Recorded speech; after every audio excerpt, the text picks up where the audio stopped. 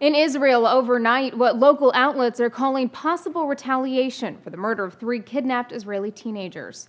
A day after Israel buried 3 students abducted near a Jewish settlement, Israeli police have found the body of a 4th teenager in Jerusalem forest. His father has been taken by police to identify the body. The BBC reports witnesses saw an Arab teen being forced into a car in East Jerusalem early Wednesday.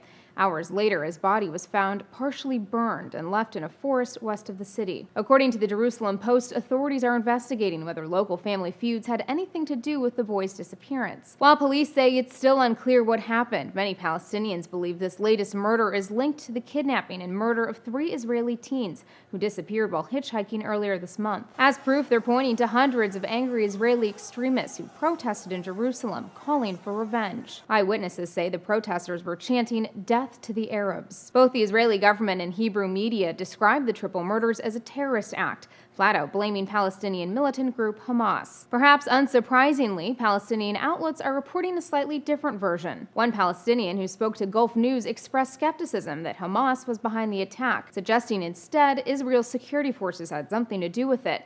Israel has taken advantage of the situation and milked it politically.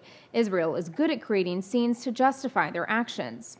As for this latest tragedy, a BBC reporter cautions against rushing to conclusions, pointing to the violence that already occurs among Palestinians and Israelis. This is an ongoing sectarian conflict. There are incidents that take place all the time, almost every day, that we hear about here that don't get much international attention. A blogger at 972 magazine notes that's something Israeli media outlets have tended to overlook when covering the triple murders.